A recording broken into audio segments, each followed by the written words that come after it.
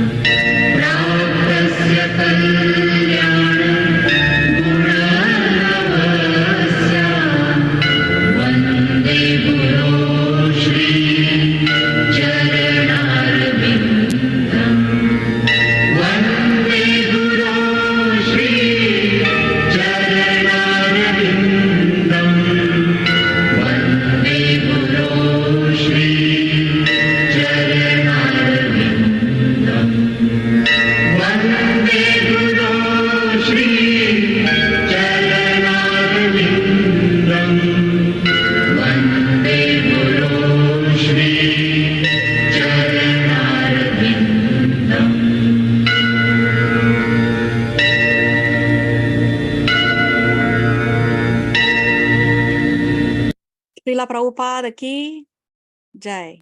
Jai. Om Ajnana Timirandasya Jnananjana Shalakaya Chakshurunmilitam Yena Tasmai Shri Gurave Namaha. Nama Om Vishnu Padaya Krishna Prestaya Bhutale Srimate Bhaktivedanta Swamin Itti Namine. Namaste Saraswate Deve Gauravani Pracharine Nirvishesha Shunyavadi Paschatya Deshatarine. Hey Krishna, Karuna Sindhu, Dina Bandhu Jagatpate, Gopesha, Gopika Kanta, Radha Kanta, Namostute. Tapta Kanchana Gaurangi, Radhe Vrindavaneshwari, Vrishabhanu Sute Devi, Pranamami Hari Priye. Vancha Kalpa Taruvyascha, Kripa Sindhu Vyaevacha, Patitanam Pavanebhyo, Vaishnavebhyo Namo Namaha. Jai Shri Krishna Chaitanya Prabhu Nityananda Shri Advaita Gadadhar Shrivasadi Gaura Bhakta Vrinda. Hare Krishna Krishna Krishna Hare Hare Hare Rama Rama Rama Hare Hare. Please repeat after me. Om Namo Bhagavate Vasudevaya. Om Namo Bhagavate Vasudevaya. Om Namo Bhagavate Vasudevaya. Om Namo Bhagavate Vasudevaya. Om Namo Bhagavate Vasudevaya. Om Namo Bhagavate Vasudevaya. Okay, so what did we see in the previous class?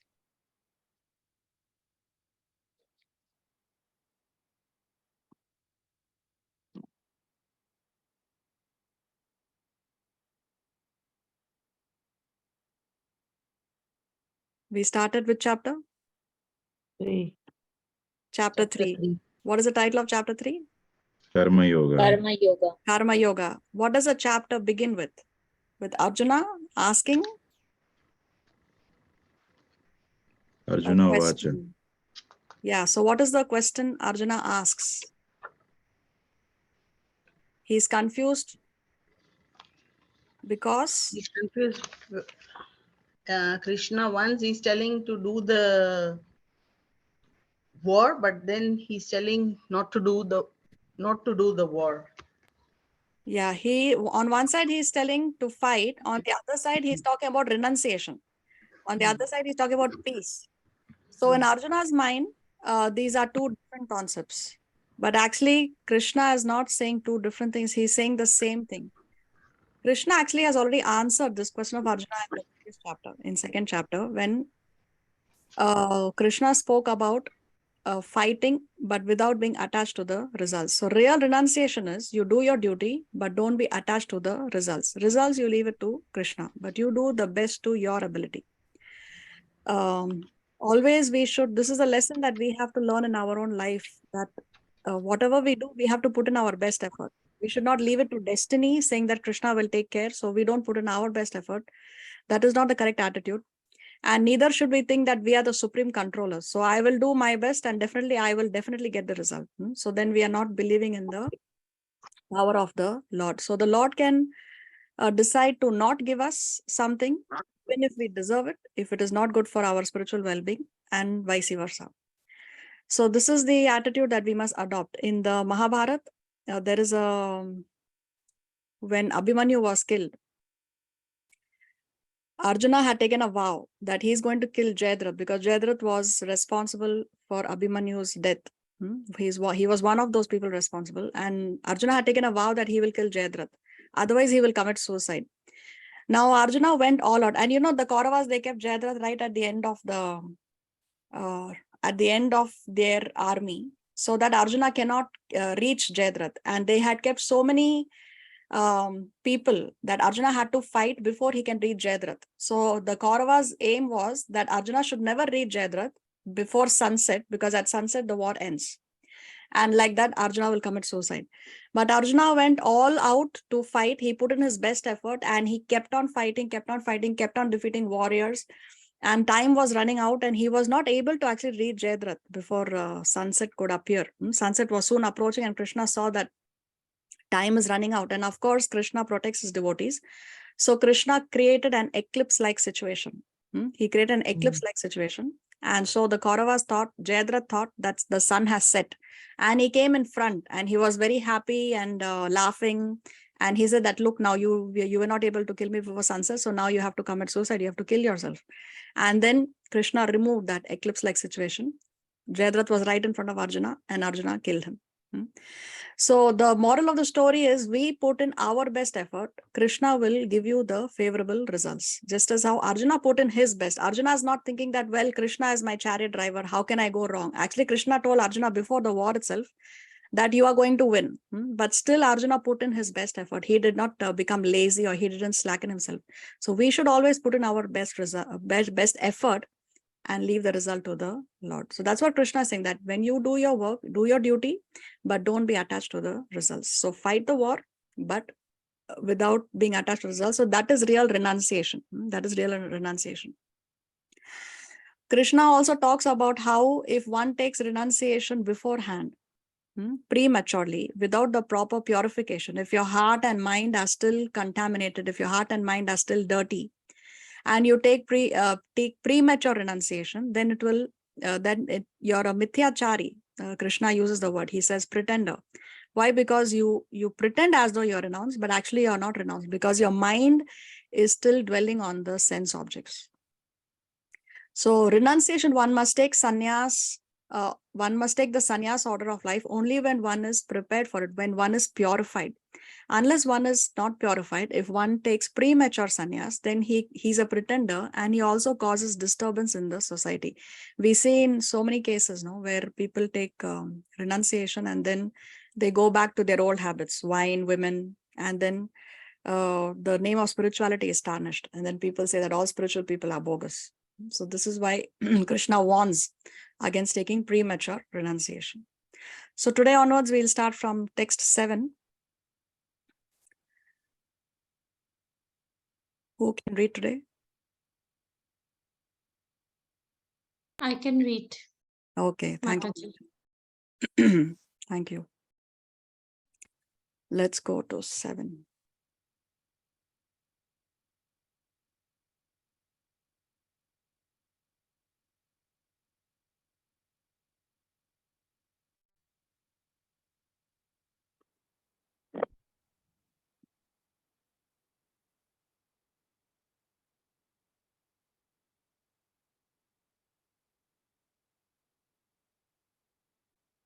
यस्त्विन्द्रियाणि मनसा नियम्यारभतेऽर्जुन कर्मेन्द्रियैः कर्मयोगम् असक्तः स विशिष्यते. Translation. On the other hand, if a sincere person tries to control the active senses by the mind and begins karma yoga in Krishna consciousness without attachment, he is by far superior. See, in the previous verse, Krishna spoke about how activity is better than renunciation. Here he is giving the reason why activity is better than renunciation. Why? Because he says here, when we do activity, then we are able to engage our senses. And when we engage our senses, when we engage our mind, then because as we discussed previously, the mind requires some engagement. We cannot do zero activity. So zero activity is not an option at all. So this way, when we are doing some activity, then we are engaging our mind, we are engaging our senses, which have to be engaged anyway. But when we engage our mind in the service of the Lord, then we are in the renounced mentality. So you're getting the best of both bargains.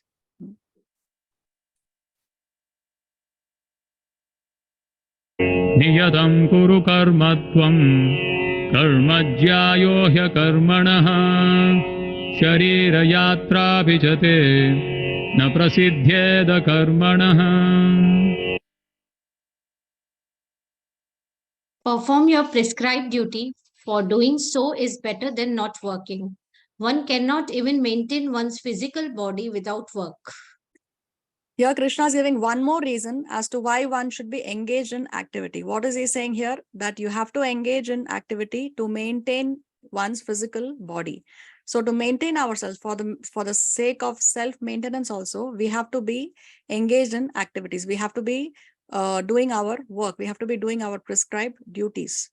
See, Arjuna is a Kshatriya and Arjuna is a Grihastha. So he has certain prescribed duties towards his family. He has prescribed duties as a Kshatriya to protect, to fight. So Krishna definitely wants Arjuna to do his duty as a Kshatriya and as a Grihastha.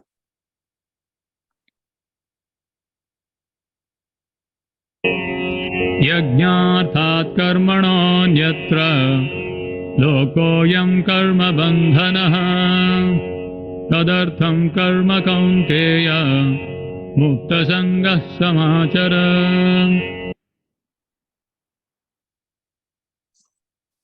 Work done as a sacrifice for Vishnu has to be performed.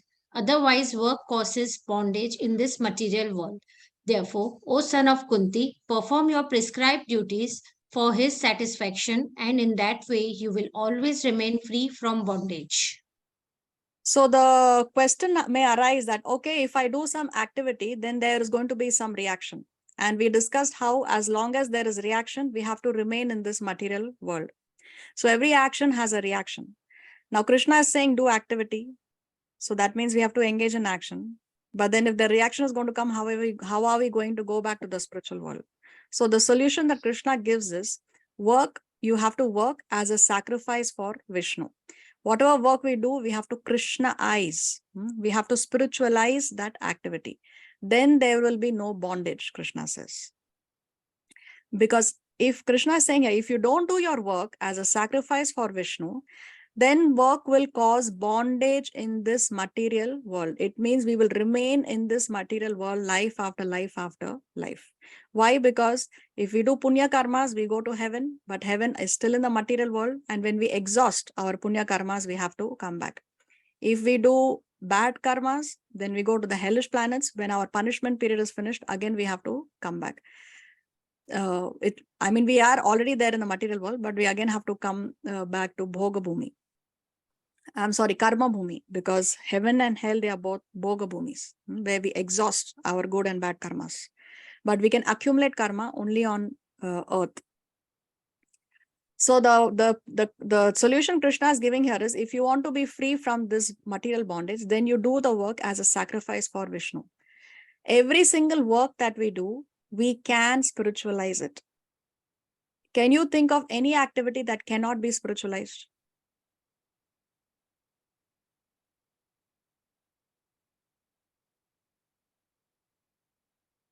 How do we spiritualize eating? By offering to Lord. Okay, very nice. How do we spiritualize sleeping?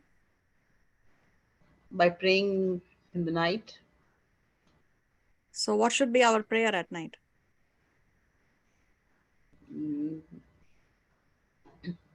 or even otherwise? With what mentality do we sleep?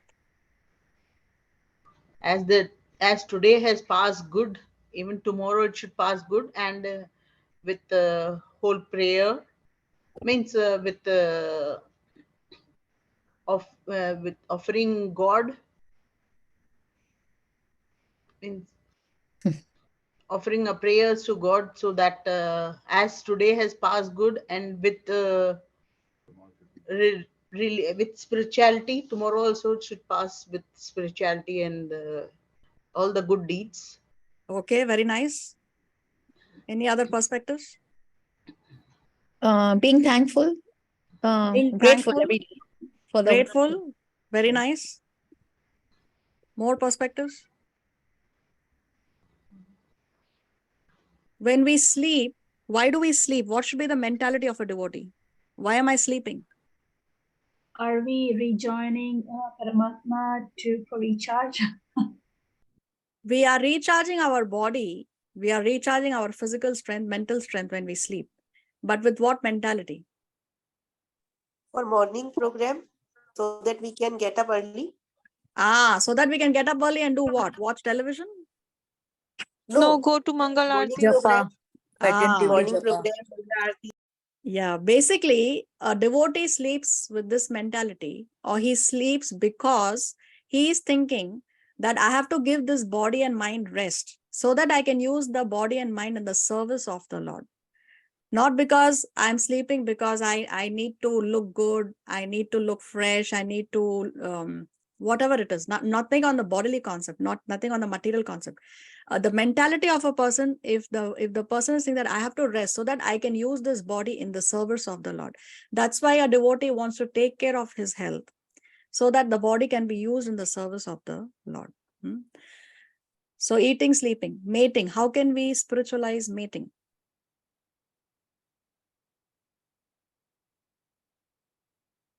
To bring divine souls in this world. So that we can have children who can be brought up in Krishna consciousness, and they can go back home, back to Godhead. Every parent, when they have children, it's their responsibility, actually, it's the duty of the parents to make sure that this is the last birth of my child. Because when we have children, we are giving an opportunity to a soul to get a human birth. But that human birth should not be wasted. So this is how we spiritualize mating. Very nice. Then defending.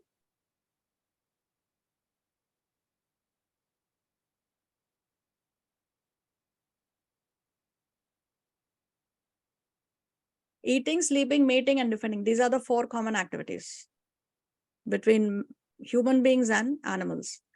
But animals eat, sleep, mate, and defend. But if we eat, sleep, we also have to eat, sleep, mate, and defend, but we spiritualize it. So how are we going to spiritualize defense? Whom are we going to defend? Maya. Defend Maya? Who talks again, Bhagwan? Vaishnavas. Yeah, see, we defend whenever, tolerance is one quality that a Vaishnava has. But when it comes to somebody insulting your guru or somebody insulting the Lord, then the devotee does not tolerate. Then he comes to the defense of his spiritual master and to the defense of the Lord. So when somebody is committing guru aparad, or when one is committing aparad to the lotus feet of the Lord, then we retaliate. If one is committing an offense to us, then we tolerate, like that. Or even to the devotees, if somebody is committing an offense to another devotee, another Vaishnava, also we do not tolerate. So like that, we can spiritualize eating, sleeping, mating, and defending.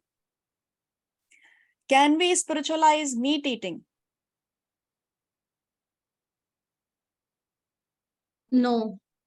No. We cannot say that, okay, I will offer my plate of chicken to the Lord and then it is prasad and then I eat spiritual chicken. Can we do that?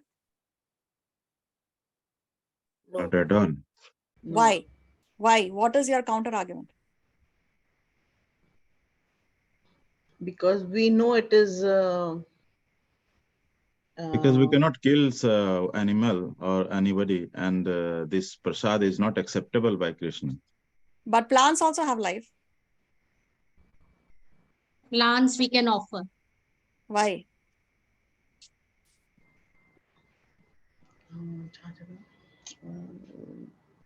क्योंकि Because Krishna ने बोला है कि फलम पुष्पम is accepted. Ah, yes, because Krishna does not like. Okay. Yeah. Krishna does not like meat. So we cannot offer him meat. We cannot force him to eat something that he does not like. But he says that he can accept vegetarian or sattvic food cooked with love. Cooked with love is the main ingredient, okay, with love. So therefore, we cannot spiritualize meat eating. Can we spiritualize intoxication, alcohol, drugs, cigarettes? Can we spiritualize that? No. no, Can Danger. we spiritualize illicit sex, having children No. outside of marriage? Can we No. spiritualize that? No. Neither. And can we spiritualize gambling? No. no. So these are the 4 things that we cannot spiritualize: meat eating, intoxication, illicit sex, and gambling. So therefore, these are the 4 sinful activities that a Vaishnava does not engage in. Okay, when we But get initiation, when we receive initiation, these are the vows that we take: no meat eating, no intoxication, no illicit sex, and no gambling. Because these 4 activities we cannot spiritualize. Everything else we can spiritualize. Everything else. can I ask you a question? Yes, Aja. Was there any meat eater when Krishna was in this world? See, every yuga, the spirituality reduces by 25%. In Satya Yuga, they were all those people who existed in Satya Yuga were all Paramahamsas. They were all transcendentalists. They were all self-realized souls. Then in Dwapar Yuga, religiosity reduced by 25%. So now 75% people are religious, 25% are not following dharma. Then in the next yuga, Treta Yuga was after Satya Yuga, is Treta Yuga. So that time 75% religiosity was followed. Then in Dwapar Yuga, 50% religiosity was followed. So half and half. Half people were following religiosity, half people were not following. So those who are not following the principles of dharma, they engaged in sinful activities. And in Kali Yuga, only 25% of the population is following dharma. In the beginning of Kali Yuga. By the time we come to the end of Kali Yuga, only a handful of people will be following dharma. Only a handful of people. Okay.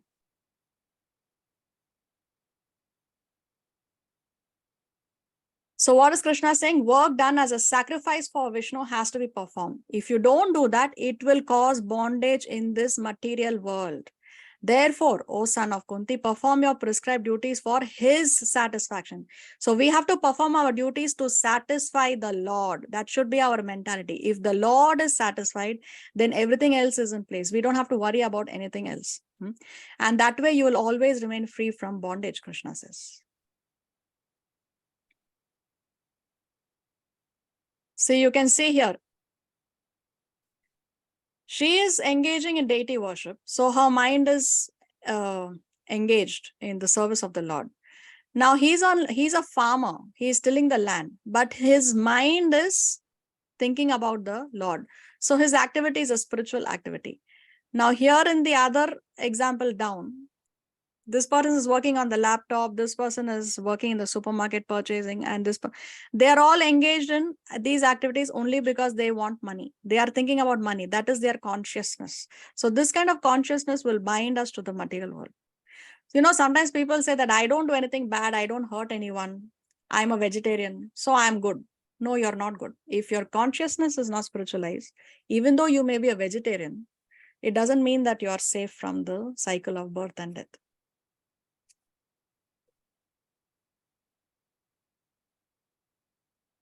So inaction is no protection from reaction.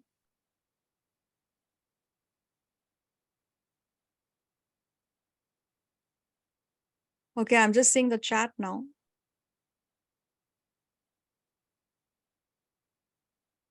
Plants have no senses, so we can eat them. Spiritualized meaning. Okay, who's this?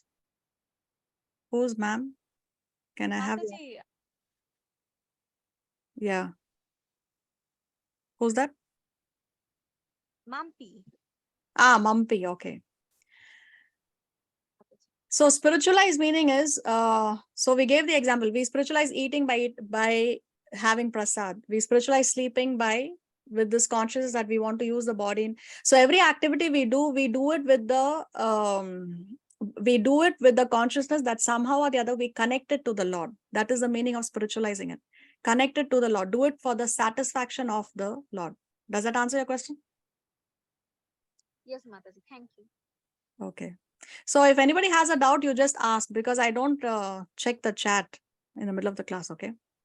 Okay. So inaction is no protection from reaction. Just because action brings reaction, and I think that so therefore I don't do any action at all, therefore there'll be no reaction. That's not going to protect me, because we think that we can remain inactive, but the mind and senses need some engagement. We cannot do nothing. Okay. Even if we are just sitting in a place, we are still killing living entities just by our breathing activity. So reaction will come. So here is a summary. This brings us to the end of section 2. So the soul by nature is active. So therefore inactivity is not an option for us. Therefore, what is it that we have to do? We have to perform our activities in a way that they are directed towards self-purification and self-realization. So when we spiritualize our activities, then it leads to our purification. Slowly, the heart will be cleansed, the mind will be cleansed, and we will proceed towards self-realization. Self-purification and self-realization are the purposes for performing prescribed duties. So why Krishna wants us to do our prescribed duties is because by doing our prescribed duties, we will be purified and proceed towards self-realization. So verses 3 to 9 have described Nishkama Karma Yoga, work with both knowledge and detachment. Nishkama Karma, in other words, combines karma and jnana. Nishkama Karma allows a soul to be active, but in a detached way, so as he is protected from material entanglement. Higher still, as hinted in text 9, is when those detached activities are offered to Krishna with devotion. So not only we have to be detached from the results, but we also have to do those activities with devotion to the Lord. So here in text 9, Krishna goes a step further. Nishkama Karma is thus meant to lead to bhakti. Eventually, Nishkama Karma Yoga will take us to Bhakti Yoga.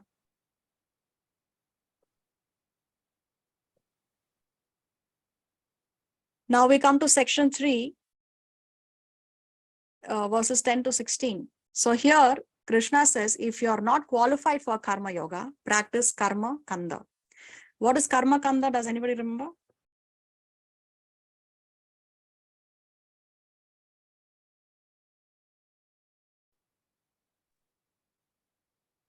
Okay. So what is the last thing that you all got?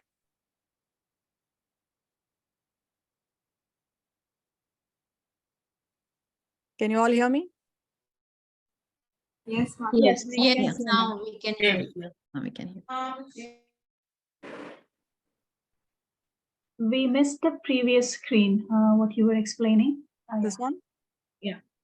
Verses 3 to 9 have described that part. Okay. So verses 3 to 9 have described Nishkama Karma Yoga. What is Nishkama Karma Yoga? Work with knowledge and detachment. So which means it is combining karma and jnana. You work with the knowledge that you are not the body, you are spirit soul. That as the spirit soul, you are eternally the servant of the Lord. So you do your work with that knowledge. So that is Nishkama Karma Yoga. So Nishkama Karma Yoga allows a soul to be active, but in a detached way. And that protects him from material entanglement. Now, of course, in chapter 9, Krishna says, don't just work in a detached way, but work with devotion. Give your fruits to the Lord. Krishnaize or spiritualize your activities. So eventually, Nishkama Karma will lead to Bhakti. So now we go to section 3, where Krishna says, okay, if you're not qualified for Karma Yoga, then practice Karma Kanda. What is Karma Kanda?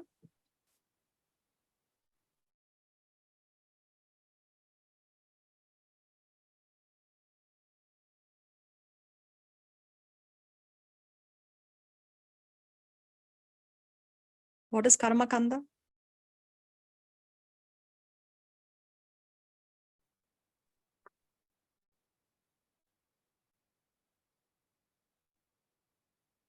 Okay, so the question is, what is karma kanda?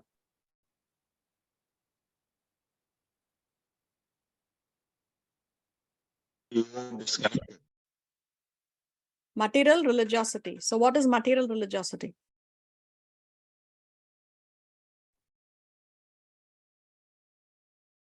Hare Krishna. Hare Krishna. You are disconnected. I'm disconnected. You can hear me? Now I can hear you. Okay. So what is karma Material kanda? Karma kanda is when you do something and expect something in return.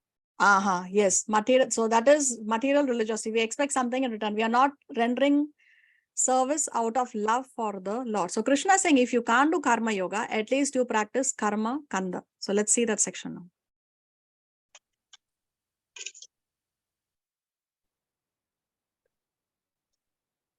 सह यज्ञाः प्रजाः सृष्ट्वा पुरोवाच प्रजापतिः अनेन प्रसविष्यध्वम् एषवोऽस्त्विष्टकामधो. In the beginning of creation, the Lord of all creatures sent forth generations of man and demigods, along with sacrifices for Vishnu, and blessed them by saying, "Be thou happy by this yajna, because its performance will bestow upon you everything desirable for living happily." Okay, so see, now Krishna is saying that when he sent forth all the creatures, all the men, all the devatas, along with the men, along with the devatas, along with the living entities, he has sent sacrifices for Vishnu. What do you mean by sacrifices for Vishnu? Yagyas, any yagya, not only fire sacrifices, not only fire yagyas, but different sacrifices. And why has he sent this? Because by the performance of these yagyas, by engaging in these yagyas, by engaging in these sacrifices, everything that we desire for living happily will be achieved. We can get all that we desire for a happy living, and then we can achieve liberation. So this is just like how when as parents, we have children, we just don't have children and then throw them away, right? We don't leave them to themselves. We take care of them, we bring them up, we take care of their needs. The parents take care of the needs of the children after they have the children. So like that, when the Lord sent generations of men and demigods, he also has sent sacrifices in order to take care of those men and demigods that he has sent. Now, what is the connection between sending the men and the demigods and the sacrifices for Vishnu that he will explain further? Okay. See here, we have this description of the 4 yugas: Satya Yuga, Treta Yuga, Dwapara Yuga, and Kali Yuga. Now, the duration of Kali Yuga is 432,000 years. So, double of Kali Yuga is the duration of Dwapara Yuga, 8,64,000 years. 3 times Kali Yuga is the duration of Treta Yuga, 1,296,000. And 4 times Kali Yuga is the duration of Satya Yuga, 1,728,000 years. Average human life in Kali Yuga, this is at the beginning of Kali Yuga, okay? This average life is at the beginning of that particular Yuga. So in the beginning of Kali Yuga, the average human life was 100 years. It was 1,000 in Dwapara, 10,000 in Treta, and people in Satya Yuga lived for 100,000 years. Religiosity, we discussed this. Religiosity was 100% practiced in Satya Yuga. So everybody was a Paramahamsa. Everybody followed Dharma. Then it reduced to 75, 50, and 25 in the Treta, Dwapara, and Kali Yuga. Now, every yuga has a certain recommended process for self-realization. There is a recommended process. In the Satya Yuga, the recommended process to realize God was silent meditation. In the Treta Yuga, it was through the fire yagyas or the fire sacrifices. Then in Dwapar Yuga, it is Murti Puja or deity worship. And in Kali Yuga, it is Harinam Sankirtan, chanting of the holy name. Now, there is a reason why this process would work in this particular yuga and would not work in Kali Yuga. Now, let's discuss that. Now, what is the problem with perfecting silent meditation in Kali Yuga? Who can say?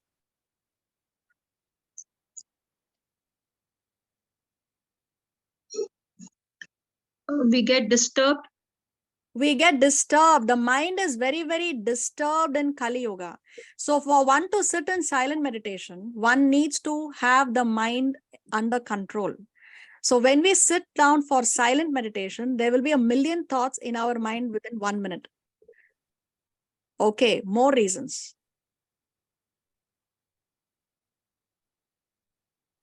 Lengthier process, it takes longer. The process And is needs longer. more It years takes, and yes, exactly. It takes longer time. It takes longer time. Now, who's the writer of the Ramayana? Valmiki. What was Valmiki? Because before he became a self-realized soul, before he became qualified to write the Ramayana, what was he? A robber. He was a robber. Yes, he was a dacoit.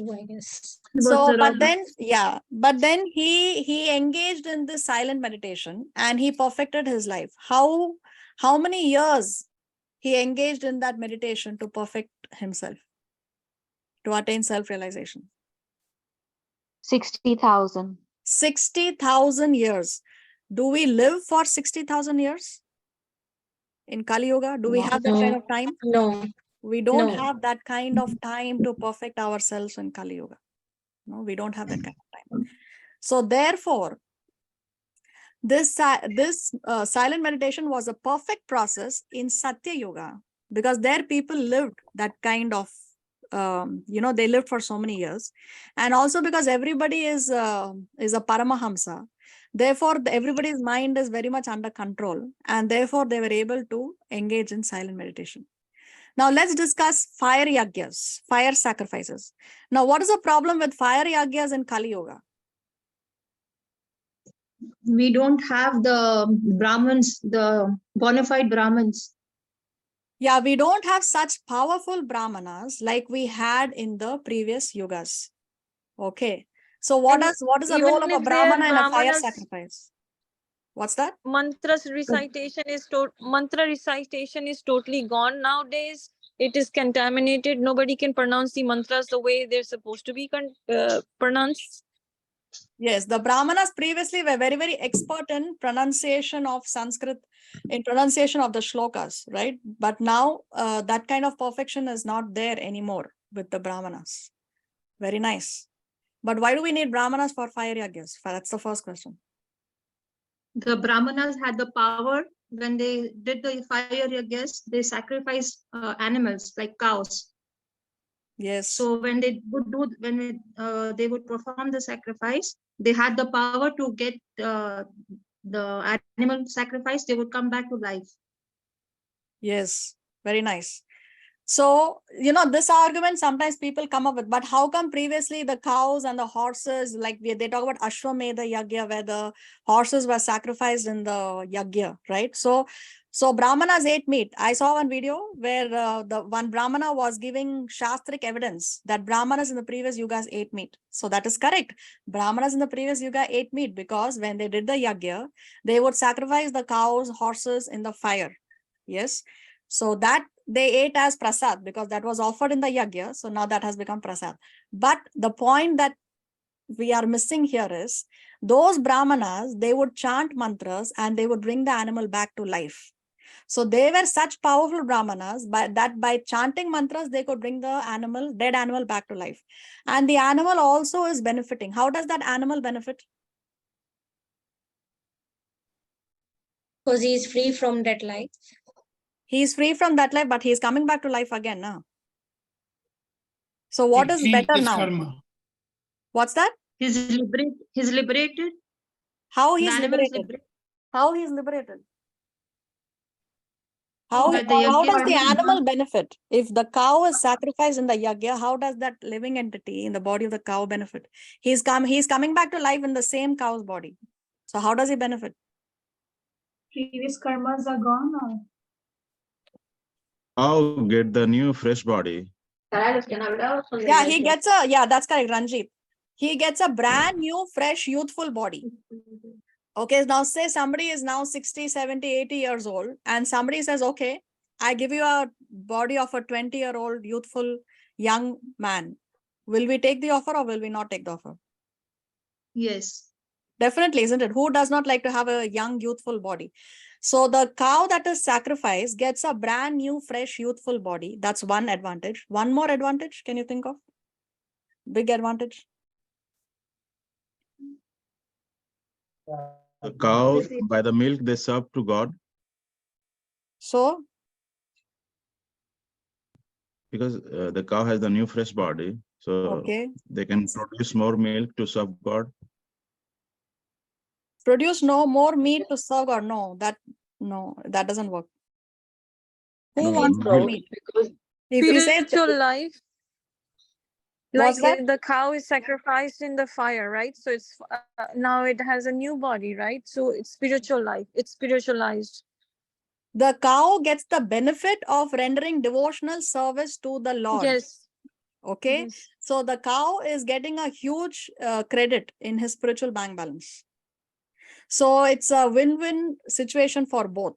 So yes, it's true that Brahmanas, previous yugas, they ate meat. See, Vedas allow meat eating. We talk about Hinduism, right? So even Sanatan Dharma, meat eating is allowed once a month, provided the animal is sacrificed in the yajna. Okay.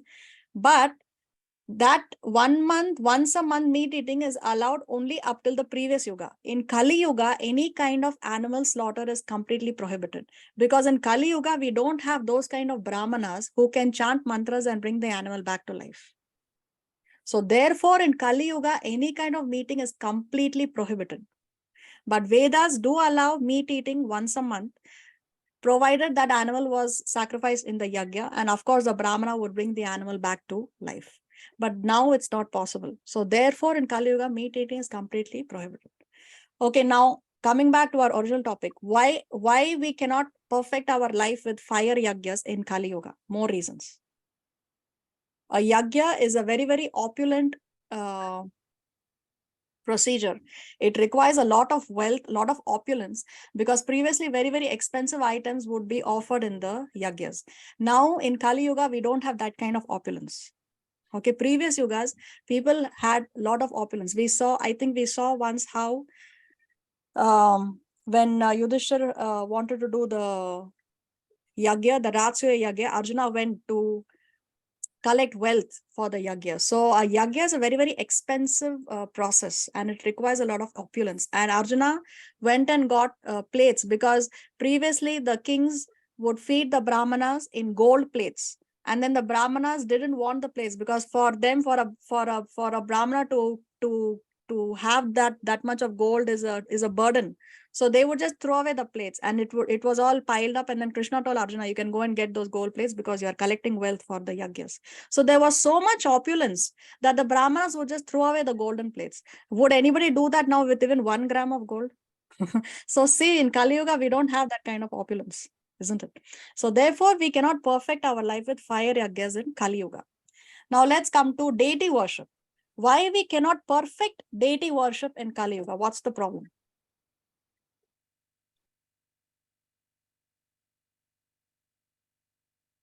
Mataji. Yes. For the deity worship also, you need to be pure. For deity worship, we have to be pure, okay? You have to follow many rules and regulations, We have to standards follow according many to the rules temple. and according to the regulations. What house. kind of rules and regulations? Standards. You have to follow the standards. What kind of standards? The rules and regulations and standards that Prabhupada has put up for us Vaishnavas to become Vaishnavas and to do deity service, and also for the 4 regulative rules that we daily have to follow in 16 rounds of chanting. So we can't do that in Kali Yuga? We are talking We about can. what we cannot do in Kali Yuga with regard to deity worship to perfect our life. Cleanliness. What's First that? of all, the procedures should be the correct way. Procedure should be correct. Okay. So what is it that we cannot do correctly? Like we discussed, yagyas we cannot do correctly because we don't have qualified brahmanas, we cannot pronounce, we don't have the potency to bring the animal back to life. We can pronounce the mantras correctly. No, what is the problem with deity worship in Kali Yuga? Cleanliness. The standard is what Cleanliness. we have to follow. What? Yeah. So what about? Give me an example. So standard. So what is the standard that we cannot follow in Kali Yuga? Everybody's contaminated and impure, and so they're not following the regulative principles. So when they come and do deity service, they're making a lot of mistakes. We make a lot of mistakes in deity services. Okay, we are not that pure to be able to engage in deity services to perfection. Okay, more. We do a lot of prajalpas, we do a lot of apradhas. Okay. You know, okay. We don't sometimes when we're not in time. Okay. See, when deities are worshipped, the procedure is an elaborate schedule right before sunset, from Mangalarti right up to the deities are put to bed. There are 6 artis that are offered. In Jagannath Puri, 56 meals are offered to the Lord every day. Yes. So can we follow that standard of offering 56 meals to the Lord, bathing the deities every day in the morning, wearing them fresh clothes, fresh flowers, and then do the puja, and then again offer them breakfast, and then so there is a lot of I mean what Prabhupada gave us as deity worship is the bare minimum. Prabhupada simplified it for us because he said that if I give you the full rules and regulations, you will faint. Okay, we cannot follow that kind of standard in our homes. We cannot follow that kind of standard in Kali Yuga. We cannot make 56 meals every day and offer it to our deities. Can we do that? Can anybody here say that I can offer 56 meals to my Lord every day? No. So therefore, we cannot perfect deity worship in Kali Yuga.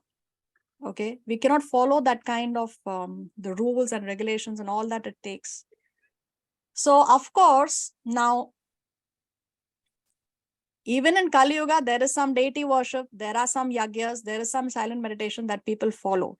But the point is, if you follow this in Kali Yuga, then it is going to take us more lifetimes. It's going to take us more lifetimes.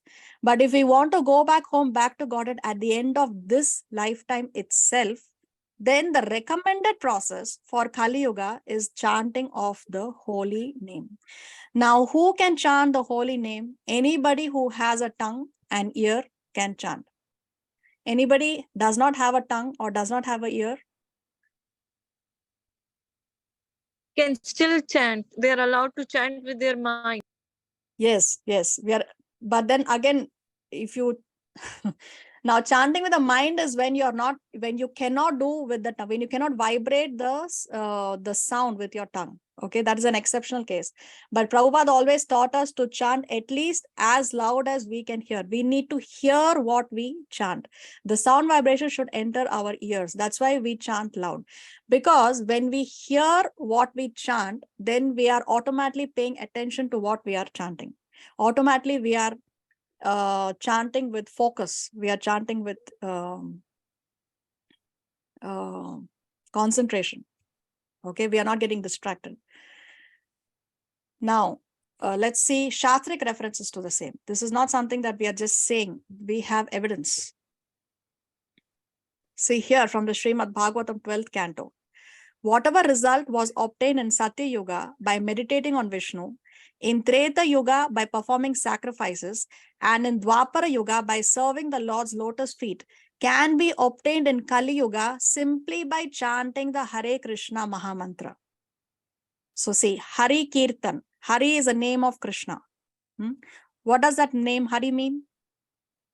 To take away. Yeah, one who takes away. Now, what does Krishna take away from us? All your sorrows, he takes away all your sorrows, all my sorrows. Our karmas, all the karmas. Sinful activities. Bad karmas. Krishna takes away anything that is inauspicious for our spiritual well-being also. Okay. So if I have a nice lavish home and a nice lavish car, but it's not good for my spiritual life, because I'm getting blinded by my opulence, then for my spiritual well-being, Krishna can take it away. On the other hand, if I have the mentality that I can use a lavish home and a lavish car in the service of the Lord, then he will give it to me even if my karma does not allow it. So Krishna actually takes away anything that is inauspicious for our spiritual well-being if we surrender to Krishna, of course. Okay, let's see more. Now, this is from the Puranas, Vishnu Purana, Padma Purana. More evidence. Whatever is achieved by meditation in Satya Yuga, by the performance of Yagya in Treta Yuga, or by the worship of Krishna's lotus feet in Dwapar Yuga, is also obtained in the age of Kali simply by chanting the glories of Lord Keshava. Now, who's Keshava? Lord Krishna. What does that name mean, Keshava? The one who has long, beautiful hair. One who has very nice, beautiful hair. Very nice. One more And meaning of Keshava? And the killer of the demon Keshi. Killer of the demon Keshi. So here Srimad Bhagavatam is using the word Keshavam. So Keshavam also refers to none other than Krishna. So this is all Shastric evidence. This is not blind faith. Chaitanya Charitamrita. Harer Nama eva kevalam. Kalu nasteva gatir anyatha. In this age of Kali, there is no other means for self-realization than chanting the holy name of Lord Hari. Now see, 3 times, this verse says 3 times, Harer Nama. 3 times it says, chanting of the holy name. Again it says, Nasteva. There is no other way. So when something is said thrice in the Shastra, that means that much more importance is given to that particular subject matter. That much more emphasis is given on that subject matter. Even when he says something thrice, then sometimes we tell our children, don't do this. But third time we come heavily, don't do this, thrice. So here thrice it is said that there is no other way other than chanting the holy name in this age of Kali. Harer Nama eva kevalam. Kalu nasteva gatir anyatha.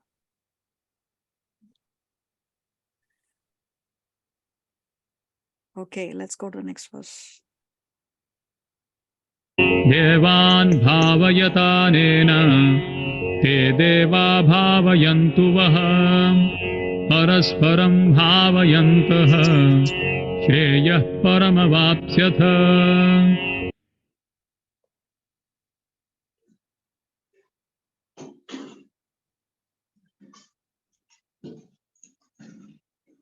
Translation, Bhumika, are you there?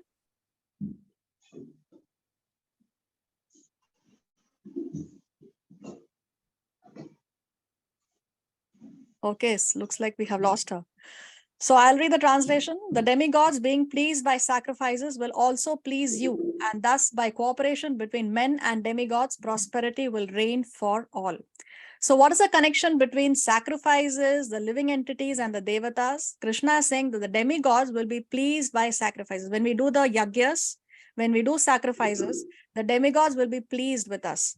And when they are pleased with us, they give us our necessities. Like the sun gives us the sunlight, heat from the air. Pavan Dev, he gives us air which we need to breathe, right?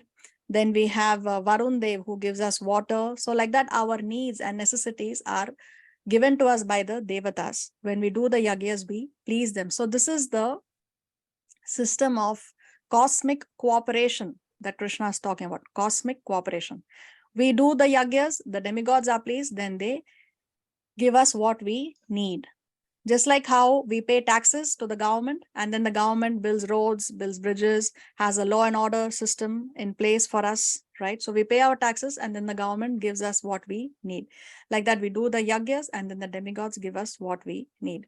Of course, the demigods do not need what we are doing by these sacrifices. It's not that they are going to subsist on what we are doing as sacrifices, right? It's just our way of expressing our gratitude.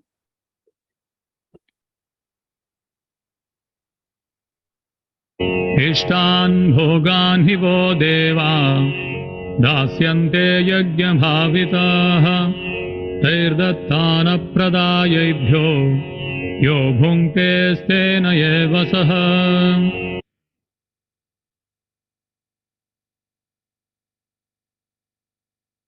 Translation. In charge of the various necessities of life, the demigods, being satisfied by the performance of yajna, sacrifice, will supply all necessities to you.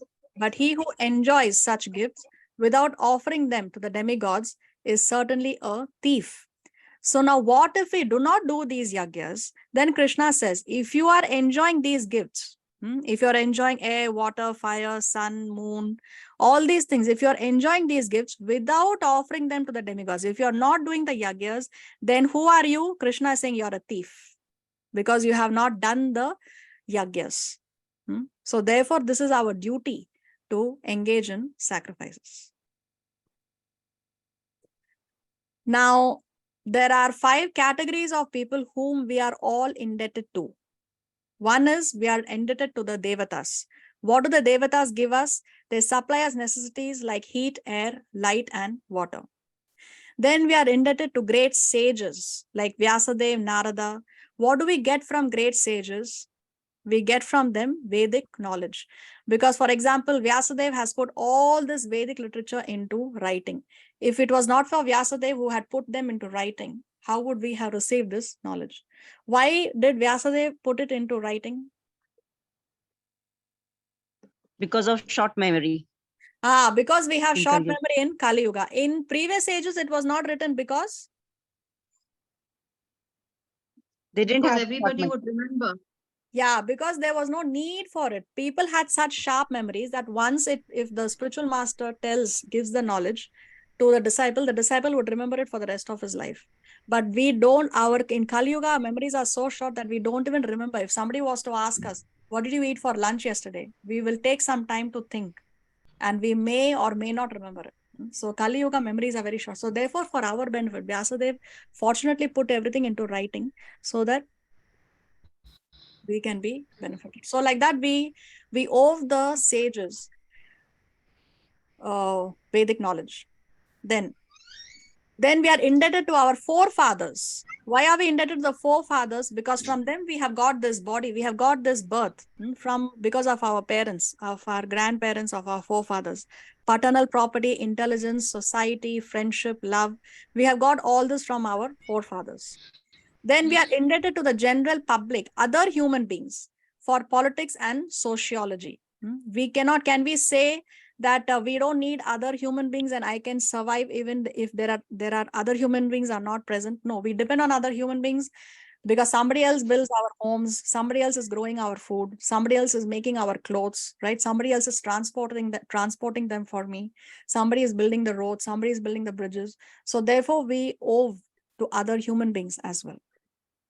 And we are also indebted to common living entities, other animals, other species also we are indebted. Why? Because we accept service from so many other animals like horses, bulls, asses, dogs, etc. Right? We get honey from the bees, we get wool from the sheep, we get milk from the cows. So like that, we are indebted to even other common living entities. So we are all in debt to all of them. So how are we going to pay these debts? This is written in this shloka from the Srimad Bhagavatam, but we will simplify it by this chart here, this list here. So how can we repay the demigods? By doing the fire yajnas. When we offer oblations with ghee, when we do these yajnas, fire yajnas, then we repay our debt or we express our gratitude to the devatas. It will help to liquidate that debt to the devatas. Sages, how can we please the sages? By studying the Vedas. So when we study the Vedas, we are pleasing the sages, and that way we can liquidate the debt of the sages. How can we please the forefathers? By Pitra Yagya. When we do Pitradan, when we offer oblations to the forefathers, then we can please them. Because if our forefathers are in a hellish condition, okay, it's not necessary that all of them go to hell, but if by chance they are in the hellish condition, then when we do the Pitra Yagya, then it will help them come out of the hellish condition. And even if they are in heaven, they will get to stay in heaven for an extended period of time. They have a certain date by which their stay in heaven comes to an end. But when we do Pitra Yagya for them, then they can get an extended stay in the heavenly planets. So like this, we can please the forefathers and liquidate the debt to them. And other living entities, how? By sharing one's meals. Bhuta Yagya. That's why we have this system in India, especially, Indians, they will take part of their food for the crow before they start to eat, or they will go and feed the cow and they will come, or they will feed the pigeons or the crows, like that. So when we share our meals with the other living entities, then we can liquidate the debt of the other living entities. And human beings, offerings to men in the form of receiving them properly and feeding them. That's why we say that the guest should be served, and we should attend very well to our guests, because when we receive guests and we serve them nicely, then we can liquidate the debt of the other human beings. So this is how we liquidate the 5 kinds of indebtedness. See, the Manu Samhita says that every household, every grihastha has 5 slaughterhouses. We may think, what? I'm a vegetarian. How can my house be a slaughterhouse? But Manu Samhita explains that every household, every grihastha has 5 slaughterhouses. What are they? The hearth, the grinding stone, the broom, the pestle, and the mortar, and the water vessel. Because every time we use these 5 items, we are killing living entities. So these are the 5 slaughterhouses that we have within our homes. Every grihastha has a house. And this binds us. This binds us because we are killing the living entities. Let's go to 13. Yajñashishtashinas santo muchyante sarva kilvishaihi bhunjate te tvagam papa ye pachantyatmakaranam. Translation. The devotees of the Lord I are... read? Oh, yes. Okay, please. Mataji, can I read? Okay. Yes, please. The devotees of the Lord are released from all kinds of sins because they eat food which is offered for sacrifice. Others who prepare food for personal sense enjoyment rarely eat only sin. Hare Krishna.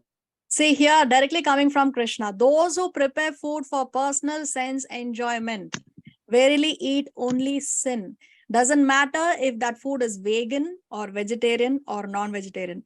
If the food is not offered to the Lord, then we are eating only sin. Directly from Krishna, directly from the Bhagavad Gita. That's why Vaishnavas always offer whatever they eat, whatever they drink to the Lord. The devotees of the Lord are released from all kinds of sins because they eat food which is first offered for sacrifice. So when we first offer the food to the Lord, then only it is karma free. Only then it is sin free. If we do not offer the food, even if it is vegan or vegetarian, it is still only sin. Why? Because we saw the 5 slaughterhouses. Yes, the mortar and the pestle. Even when we cook the food in the fire, so many living entities have lost their life. So that food, that plate of vegan food is not karma free. It is not karma free. It is karma free only when we offer it to the Lord. When there is an epidemic disease, an antiseptic vaccine protects a person from the attack of such epidemic. We know this very well, especially after our recent COVID pandemic, isn't it? So food offered to the Lord and then taken by us makes us sufficiently resistant to material affection. By accepting prasadam, we immunize ourselves from the contaminations of the material world. So very, very important, very, very crucial to offer the food to the Lord. There is lot of potency in prasad, lot of potency. So see here, you can see people are cooking and eating for their own pleasure, but here this person is consuming food after he offers it to the Lord, and also he's distributing it. So when you distribute prasad, also you're distributing nothing but the mercy of the Lord.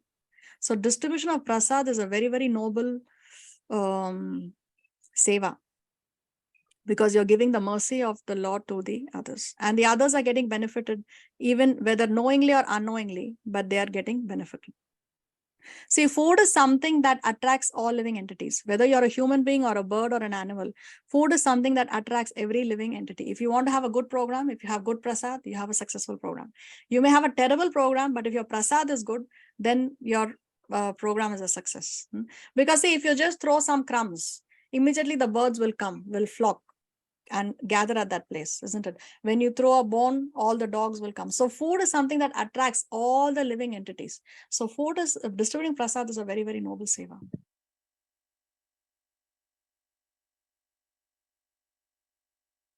अन्नाद् भवन्ति भूतानि पर्जन्यादन्न सम्भवः यज्ञाद् भवति पर्जन्यो यज्ञः कर्म समुद्भवः.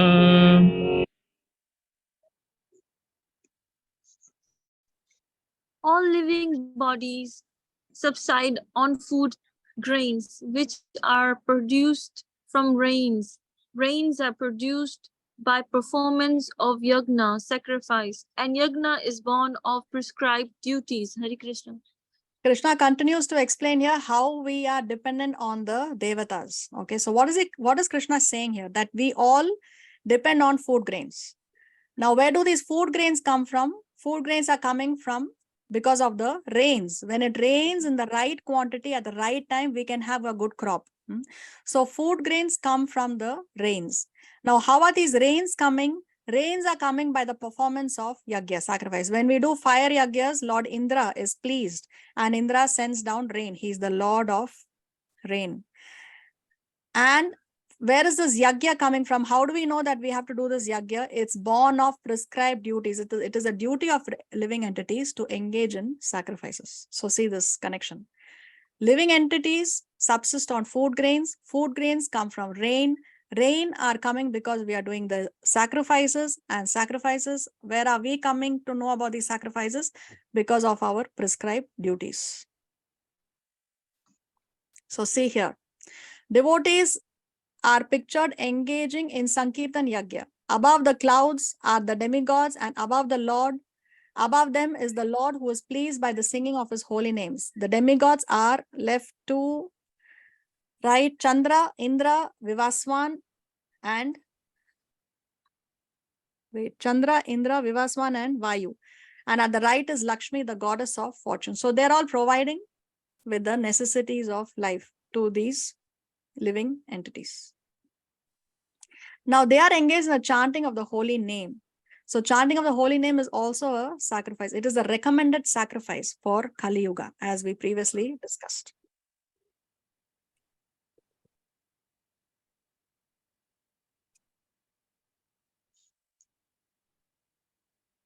कर्म ब्रह्मोद्भवं विद्धि ब्रह्माक्षर समुद्भवं तस्मात् सर्वगतं ब्रह्म नित्यं यज्ञे प्रतिष्ठितम्.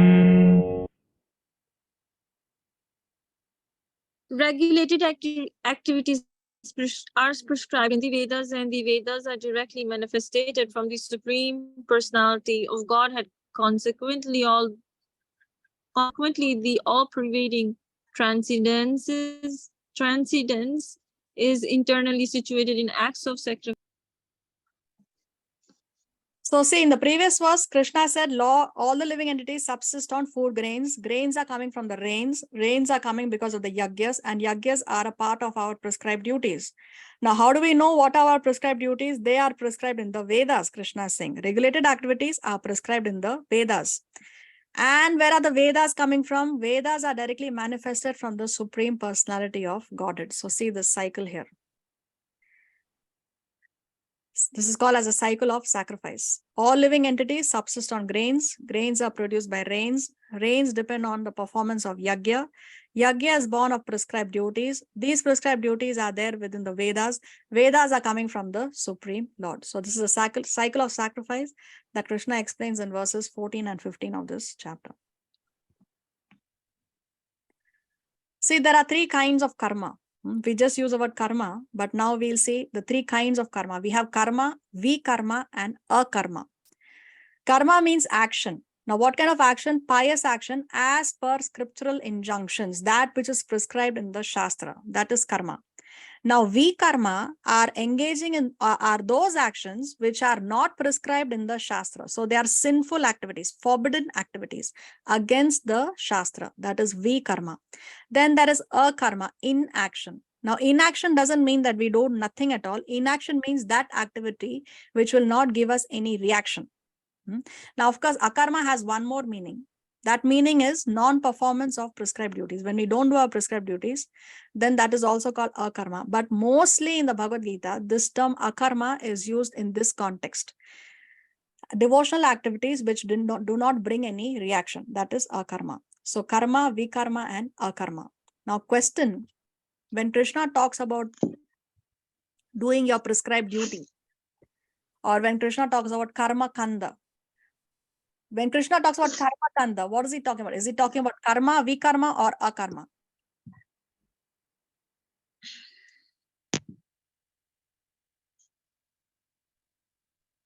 Karma kanda? Akarma. Karma. Yeah, it is karma, because karma kanda means it is according to scriptural injunctions, but it is not necessarily devotional service. Because why it's not devotional service is because we are expecting something in return. Karma kanda, isn't it? Karma kanda, we are expecting something in return. So it is not devotional activity. It is an activity which we are doing according to Shastra. Yes, it is recommended in the scriptures. It is there in the beginning of the Vedas. The beginning of the Vedas talk about karma kanda. So it is action. It is pious action. It is not a sinful activity, but it is not a devotional activity either.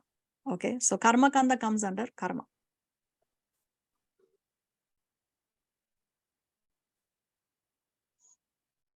एवं प्रवर्तितं चक्रं नानुवर्तयति हयः अघायुरिन्द्रिया रामो मोघं पार्थ स जीवति.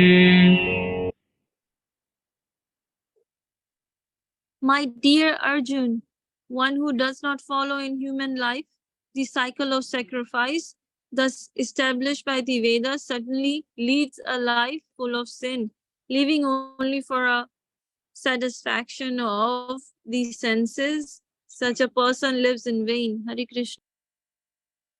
So now Krishna says, what about those people who do not follow the cycle of sacrifice, which he has just explained in the previous two verses. Krishna is saying, if you do not follow this cycle of sacrifice, then such a person is leading a life full of sin. Why? Because they're not making anybody happy, and they're not making themselves happy, and all they're doing are sins because they don't know the right injunction of karma, which is done by the Vedas and scriptural injunctions.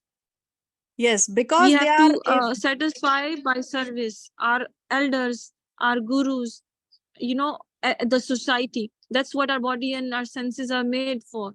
And if we don't cultivate that, practice that into our living, then no one's going to be satisfied with our association, and we, our own self, our senses will be, because sacrifice is the main thing this chapter 3 is teaching. Okay, very nice.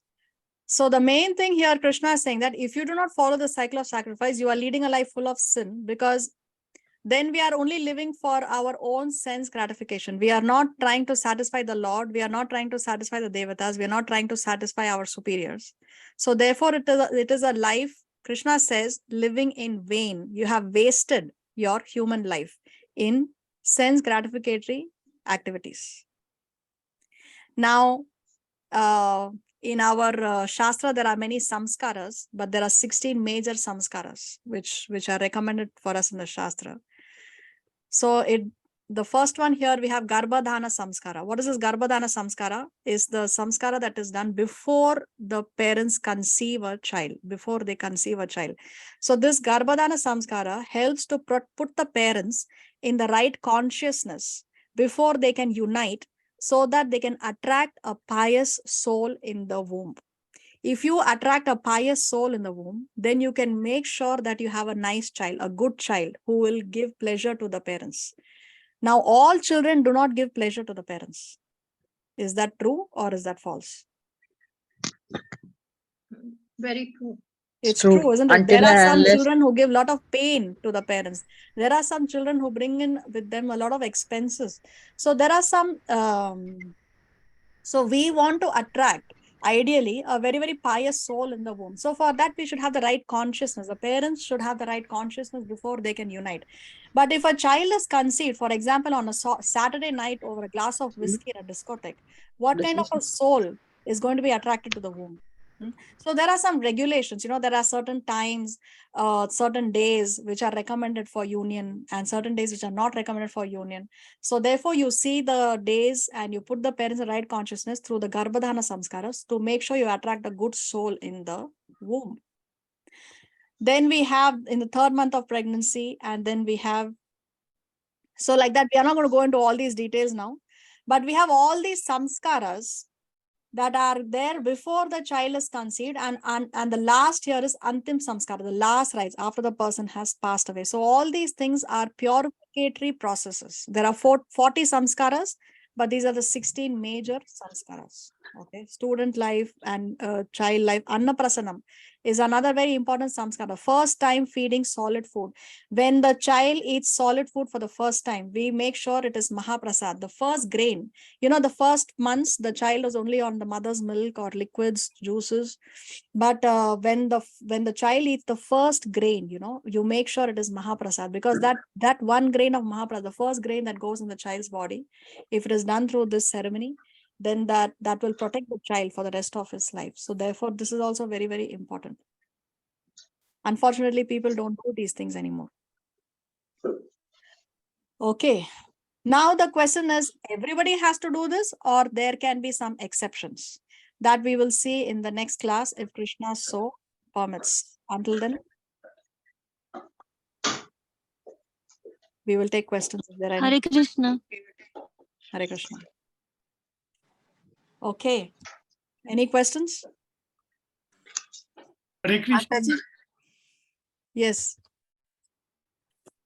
My questions. Anything till after Kali Yuga, there is one should expect something else also? After Or that's Kali the Yuga, limit? after Kali Yuga, Satya Yuga starts again. Is that what you want to know? Yeah. I mean, it's not going to get worse. It's going to get better, you mean to say. No, Kali Yuga, as we proceed further in this yuga, things get worse and worse and worse. Which is still far away, right? 432,000 is the duration. We've only crossed 5,000 years.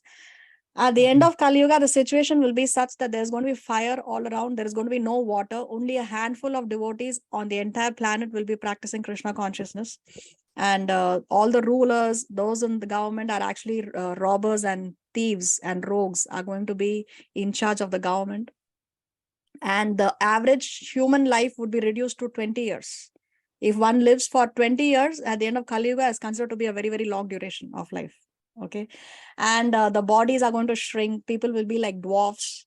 So it's only going to get more and more worse. But once Kali Yuga ends, again Satya Yuga starts rolling.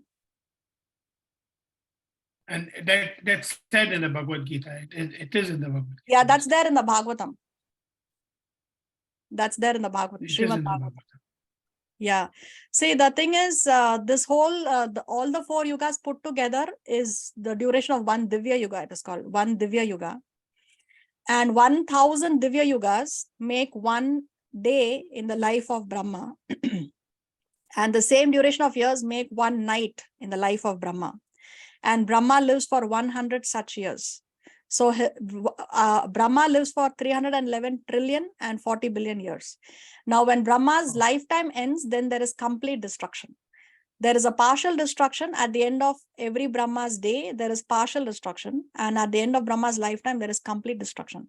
So every time this one cycle ends, the whole thing starts again and again and again. So when it's the whole process of this one yuga, the entire thing is just one breath of Mahavishnu. He breathes in and breathes out. So that's one whole yuga, one whole Divya Yuga getting completed and starting all over again. Okay. This is all All explained in right. the 5th canto of the Srimad Bhagavatam. All right. Okay, thank you, Hare Krishna. You're welcome. Mataji, Yes. want to ask that the question answer for 31st date is now finished. We can't give the answer now. You want to Paper? answer it? Yeah. So I will do the needful. I'll get in touch with you, Mataji. Okay, thank you. You're welcome. Hare Krishna. Hare Krishna. What else do we need to discuss? I have a question, Sanat. Yes. Hare Krishna. Hare Krishna. You said that there are 5 types of yagyas, right? We just discussed. 5 kinds of, the 5 yagyas by which we can repay the debts to the 5 people we owe. Yeah. So in this Kali Yuga, since it's not possible, only chanting is the only way to get rid of. Yes, once you see you have superset and subsets, right? A superset has everything that the different subsets contain. So when you please the Lord by the chanting of the holy name, automatically the devatas are pleased, automatically the sages are pleased, automatically the forefathers are pleased.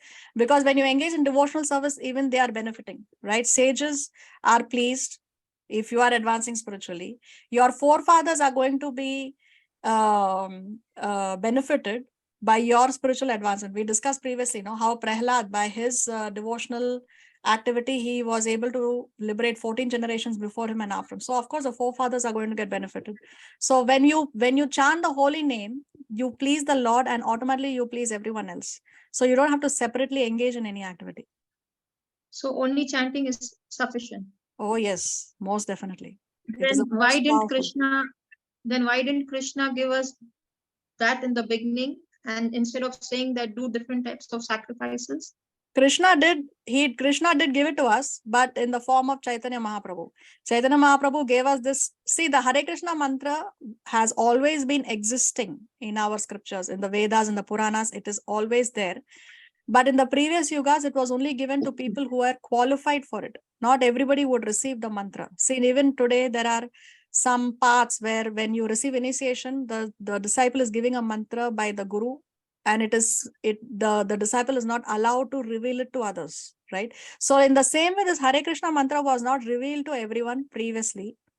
Only the qualified people would receive it. But because Chaitanya Mahaprabhu is more merciful than Krishna, Chaitanya Mahaprabhu opened up this mantra for everyone. So when we receive initiation, it is no secret mantra. We receive this mantra only. Hare Krishna, Krishna Krishna, Hare Hare, Hare Rama, Rama Rama, Hare Hare. It is no secret because Chaitanya Mahaprabhu is more merciful than Krishna. So it is given to us by Krishna, but Chaitanya Mahaprabhu as Krishna gave it to us, not Krishna. Because Chaitanya Mahaprabhu is more merciful. He's the mercy incarnation. Thank you. You're welcome. One more question. Yes. One more question, please. Yes. You said that distribution, eating prasad and then distributing prasad is very, very auspicious, right? Yes. Very helpful, very beneficial for people. Yes. Can I distribute prasad to a person who has recently eaten non-veg or is a non-veg eater? Can I? Yes, There's of course. No harm? There is no harm. In fact, there is only benefit. Both parties only stand to benefit. There is no harm. Why would there be any harm? Devotional because service. We say no. They say like he's just eaten non-veg. How do I give him prasad? I mean, how do I distribute prasad to that person? All the more reason to give him prasads because he needs to be purified more than a non-meat eater or non-alcoholic. He should be given more. All the more reason to give him because he needs to be purified even more. Even if a person who has just had alcohol and you can give prasad, no problem. Yes, definitely, most definitely. See, temple is open to everyone, right? When there is a Sunday feast or a Friday or there is a Janmashtami feast, now we had Balaram Purnima. Are we checking whoever is entering the temple and taking the plate of prasadam? Who's checking that whether they have eaten meat or they have had one glass of wine? Nobody is restricting that, right? It's open for everyone. So there is no such restriction. You're welcome. Okay. Thank you. It is as a medicine actually for everyone. Yes, it is the medicine that will cure them of their material disease. So, Beena Bisht, are you joining us for the first time? Yes, Mataji. Oh, very nice. Where are you from? I'm from Pune, Mataji. Oh, how did you know about our classes, Mataji? Actually, I had a group so this over here. So I went there. And there was it was written that join this class. It is going to be started. So I just clicked it and I joined it, and really liked this class. Really loved it. Thank you. Thank you so so much much, for Mataji. joining us, Mataji. It's a pleasure to have you with us. Thank you so much. Thank you. Dandat pranam, Mataji. Dandavat pranam. Okay. And Anything else we need to Sana, discuss? if we don't have tulsi leaves to offer when we offer prasad, what do we do in that case? So you try to get tulsi, and worst case scenario, if you cannot get tulsi in any case, then you mentally invoke tulsi in your mind and you offer it mentally. Okay. The one which we get in the serves or no? The basil leaves, the ones, remember once? Yeah, basil leaves is of the same family, but it's not tulsi. It's better to have tulsi. So that no, right? Or No, you better can. not. You get tulsi. If you want, I can give you. I have. Okay. So yeah, in Kali Yuga, you get the benefit of doing devotional service even mentally. So as I told Divya, that you can mentally invoke tulsi if you don't have it personally, physically. So in Kali Yuga, mentally also, whatever devotional services you do, you get benefited. There is a story of a Brahman. He was very poor, but he wanted to serve the Lord by offering the Lord opulent food, prasadam. Okay, he wanted to offer a nice feast to the Lord. So in his mind, mentally, he made a lot of preparations, and he created a lavish feast, everything in his mind, right? He's washing the vegetables, cutting, cooking, then he's decorating the plates, and then everything mentally he's offering.